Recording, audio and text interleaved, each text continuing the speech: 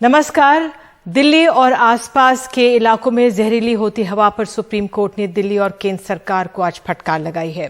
Court ने केंद्र से कहा है कि सरकार कल ही इमरजेंसी मीटिंग करे, कल शाम तक बताए कि योजना कैसे लागू होगी और हरियाणा पंजाब के पराली जलाने की रोकने का भी बात करें। उधर दिल्ली सरकार ने अपने बचाव में कहा है कि लॉकडाउन जैसे कदम उठाने को वो लोग तैयार हैं। इस सप्ताह स्कूल बंद रहेंगे, ऑनलाइन क्लासेस होंगी, 14 से 17 नवंबर तक निर्माण कार्य पर रोक रहेगी। अहम यह है कि हरियाणा के गुरुग्राम, फरीदाबाद, सोनीपत, झज्जर में स्कूल बंद है, कूड़ा और पराली जलाने पर रोक लगा दी गई है।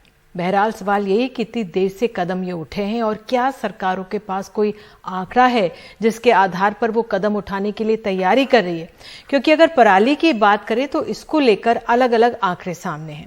प्रदूषण रोकने के लिए गठित आयोग के मुताबिक 35 से 40% इसके कारण प्रदूषण है। केंद्र के हलफनामे में 4% कहा गया। दलीलों के दौरान सॉलिसिटर जनरल ने इसे 10% आज बताया, पहले इसे 20% भी बताया जा चुका है। तो पराली जलाने कुछ किसानों की मजबूरी भी रही है, लेकिन चुनावी राज्यों ने इस बार कोई सख्ती नहीं की और पराली जलाने के मामले जो उसका आंकड़ा है बहुत ज्यादा बढ़ गया है। तो अब सवाल यही है कि हर साल की तरह इस बार भी क्यों जहरीली हवा में जीने को मजबूर हैं आम नागरिक दिल्ली और आसपास के इलाकों के, और समय रहते क्यों कदम नहीं उठाती हैं सरकारें? ये हमारा सवाल है आज, जिसे हम समझने की कोशिश कर रहे हैं। हमारे साथ बेहद खास मेहमान हैं, आपको बता दें आतिशी आम आदमी पार्टी के हमारे साथ जुड़ चुके हैं। बहुत बहुत धन्यवाद आतिशी, आप हमारे साथ जुड़िए। अलका लांबा प्रवक्ता कांग्रेस हमारे साथ हैं, साथ ही प्रकाश चंद शर्मा नेता बीजेपी भी हमारे साथ हैं। बहुत बहुत स्वागत आप सभी का। आतिशी, मेरा सवाल पहला आप ही से ही है। सुप्रीम कोर्ट को प्रदूषण जैसे मामले पर फटकार लगानी पड़ी है दिल्ली और केंद्र सरकार की, इमरजेंसी बैठक बुलाने के लिए कहा है कि क्यों दिल्ली वासी इस तरह की जहरीली हवा में जीने के लिए मजबूर हैं? देखिए निधि जी, सुप्रीम कोर्ट की फटकार से ही सही, लेकिन मुझे खुशी है इस बात की कि आखिरकार केंद्र सरकार ने सारे राज्यों की बैठक बुलाई तो है। जब एक ऐसी समस्या है जो प्रदूषण की समस्या है, वो ये नहीं देखती कि यहाँ पे राज्य की बाउंड्री खत्म हो गई है, यहाँ पे एक पार्टी की सरकार है, यहाँ पे दूसरी पार्टी की सरकार है। केंद्र सरकार की जिम्मेदारी रही है कि इंटर स्टेट कोऑर्डिनेशन को वो मैनेज करे, लेकिन पिछले इतने सालों से ऐसा लगता है कि केंद्र कुछ करने को तैयार ही नहीं है। जब हर साल हमें पता है कि हरियाणा में, पंजाब में, उत्तर प्रदेश में पराली जलती है, तो क्यों पराली को लेके कोई कदम नहीं उठाए जाते? दिल्ली सरकार ने पूसा इंस्टीट्यूट के साथ मिलकर एक बायो डिकम्पोजर का सोल्यूशन निकाला है। अब दिल्ली में तो बहुत ही लिमिटेड एरिया में खेती होती है जहां पे इसका हमने एक एक्सपेरिमेंटल लेवल पे प्रयोग किया है, लेकिन जब एक सोल्यूशन पूसा इंस्टीट्यूट जैसे एक बड़े एग्रीकल्चरल इंस्टीट्यूट ने किया है, तो क्यों उसे इंप्लीमेंट नहीं किया जाता?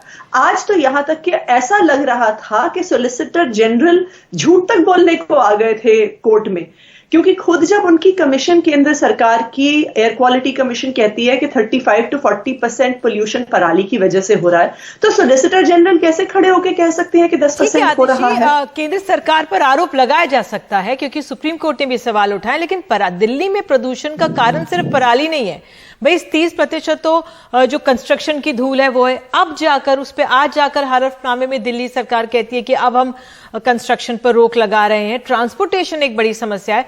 चलिए मैं बीजेपी के प्रकाश चंद शर्मा जी के पास आती हूँ। सर, क्या दिल्ली में और दिल्ली और आसपास के इलाकों के लोगों के लिए कोई आपके लिए कुछ महत्व है कि नहीं? क्योंकि भले ही दिल्ली में आपकी सरकार नहीं है, लेकिन हरियाणा में, गुड़गांव में तो आपकी सरकार है, गाजियाबाद, इधर यूपी में तो आपकी सरकार है। तो इन लोगों को एक साफ हवा जीने मिलने का हक है ना? क्यों इस तरह की सांसें लेने को मजबूर हो रहे हैं नागरिक? मुझे ये लगता है आप लोगों ने सुप्रीम कोर्ट में जो आज पूरी बहस हुई है, शायद आतिशी जी को पता नहीं है, ना इन्होंने सुनी है। कोर्ट ने बिल्कुल स्पष्ट कहा है कि ये पॉलिटिक्स और गवर्नमेंट से बियॉन्ड मुद्दा है। देखिए, प्रदूषण आज एक दिन की समस्या नहीं है, ये लगातार समस्या है। और जहां तक केंद्र सरकार की बात है, मोदी सरकार की बात है, मोदी सरकार कंसर्न है अंत्योदय के लिए, अंतिम व्यक्ति के उदय के लिए। चाहे वैक्सीनेशन ड्राइव रही हो, अदर चीजें रही हो, उसमें काम किया है। आते हैं पोल्यूशन पे। अगर पोल्यूशन दिल्ली और दिल्ली के आसपास एनसीआर की बात करें तो इसके सामाजिक संरचना को समझने की आवश्यकता है कि दिल्ली एक लैंडलॉक सिटी है और इसके पास एम्प्लॉयमेंट के लिए माइग्रेशन इतना है, काफी ज्यादा संख्या में लोग आसपास में आते हैं, उसी हिसाब से लोग कम एरिया में ज्यादा लोग रहते हैं, उनकी जरूरतें ज्यादा हैं, उसके हिसाब से पोल्यूशन ज्यादा होता है, तमाम तरह की चीजें ज्यादा होती हैं। उसके बाद हम बात करें उसके अकॉर्डिंगली इंडस्ट्री आसपास है, एनसीआर में फैला हुआ है और केंद्र सरकार इसके लिए सतत कंसर्न है।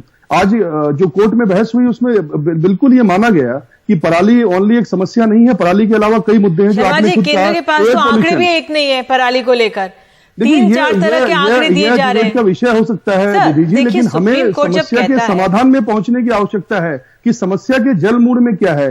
सरकार ने ऑलरेडी एक बैठक बुलाई है और जो उसके लिए सॉलिसिटर जनरल ने आज कहा है कोर्ट में कि इसके लिए हमने सारे राज्यों की बैठक बुलाई है और हम उस पर चर्चा कर रहे हैं। जैसे मामले पे कहना पड़ा कि आप लोग इमरजेंसी बैठक बुलाइए, अब जाके कहना पड़ा कि आप कल तक हमें योजना दीजिए। कहना पड़ा, आप समझिए, ऑलरेडी हमने इन्फॉर्म किया कि हम ऑलरेडी इस पे मीटिंग कर रहे हैं। देखिए, बात सिर्फ कहना पड़ा करना पड़ा कोई भी है, मतलब एक समाज का अंग है, चाहे वो केंद्र हो, चाहे आप हो, मीडिया हो, चाहे पॉलिटिकल पार्टी हो, चाहे हम as a citizen of India बैठे हो, हम सबका हक है कि लोगों को बेसिक फैसिलिटी देना, स्वस्थ हवा देना, और उसके लिए हमें कंसर्न करने की आवश्यकता है। अब आम आदमी पार्टी जिसके पास जिम्मा है यहाँ पे सारी चीजों को एग्जीक्यूट करने का, स्मॉग जो इन्होंने कहा स्मॉग टावर हमने लगा दिए, साहब ये कर दिया, यमुना में पोल्यूशन है, तो इसके लिए केंद्र ने स्पष्ट कहा है। बट मैं यहाँ किसी पार्टी के विशेष के हिसाब से उन पर दोष नहीं देना चाहता। हम सबको बैठ के समस्या की जड़ में जाने की आवश्यकता है और इसके लिए परमानेंट सोल्यूशन समझने की आवश्यकता है। कांग्रेस, बीजेपी सब पर, बीजेपी पर, आम आदमी पार्टी पर, सब पर ही उठाई है। अलका जी, मेरा सवाल आपसे है, आप कांग्रेस पार्टी से हैं, लेकिन पंजाब में आपकी सरकार है। पंजाब सरकार की तरफ से प्रवक्ता ने सुबह एक जानकारी सामने आई कि पराली एक कारण नहीं है प्रदूषण का।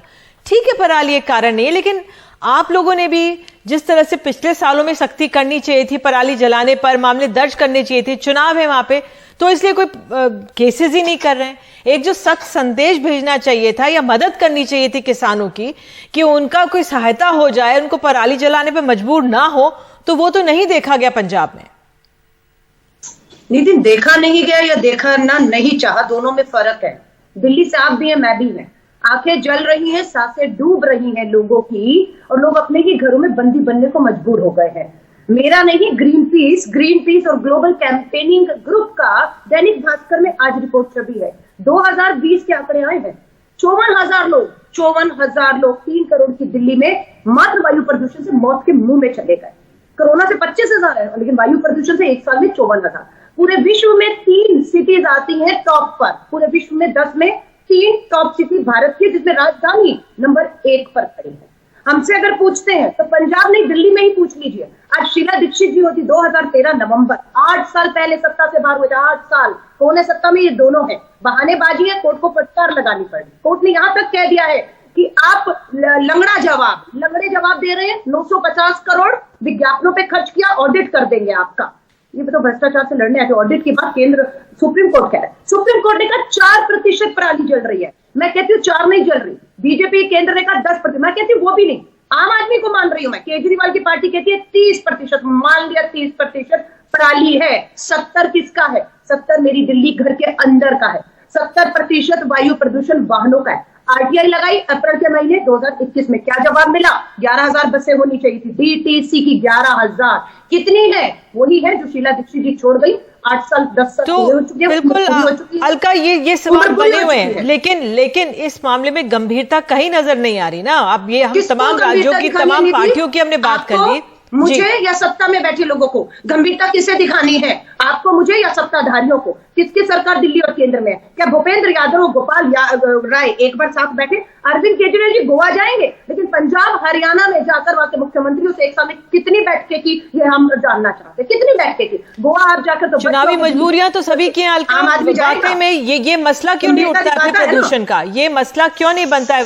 बहरहाल मुझे कहा जा रहा है कू का एक सवाल लेना है। निधि, बिल्कुल अलका, एक सवाल मुझे लेना है। कू का सवाल ये है जो हम ऐप के जरिए लेते हैं, सरकारें प्रदूषण पर लापरवाह क्यों हैं? और इसी पर आपको बता दें कि एक दर्शक है, उनकी राय ले रहे हैं हम। प्रणव यादव की राय है, उनका ये कहना है कि प्रदूषण नियंत्रण ऐसा विषय नहीं है जो सरकारों को चुनाव में वोट दिलवा सके, इसलिए प्रदूषण को रोकना सरकार की प्राथमिकता में शामिल नहीं है।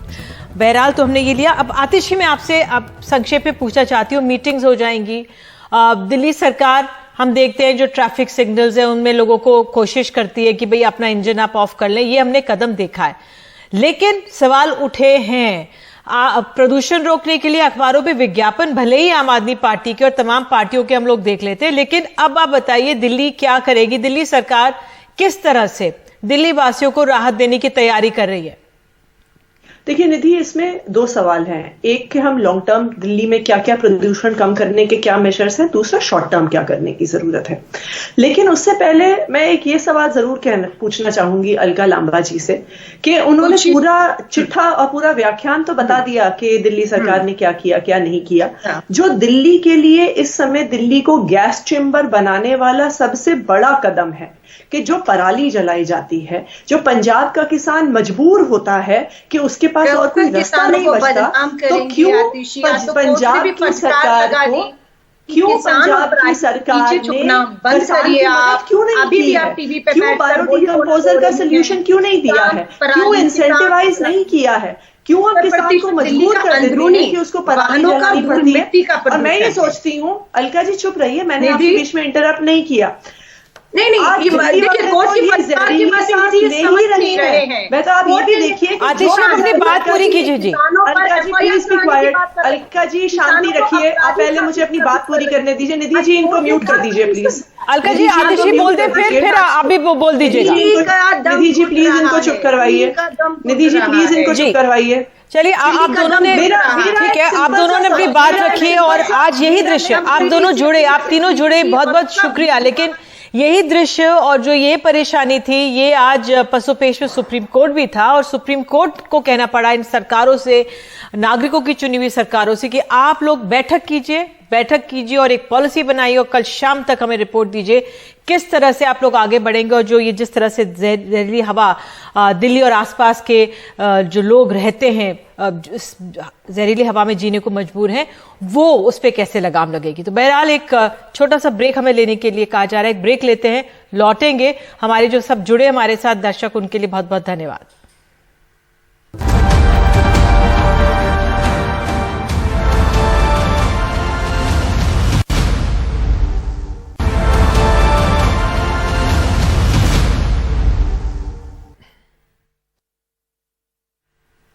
और आपको बता दें कि हिंदी की जानी मानी लेखिका मनु भंडारी आज नहीं रही। आज उनको दिल्ली में दिल का दौरा पड़ने से उनका निधन हो गया।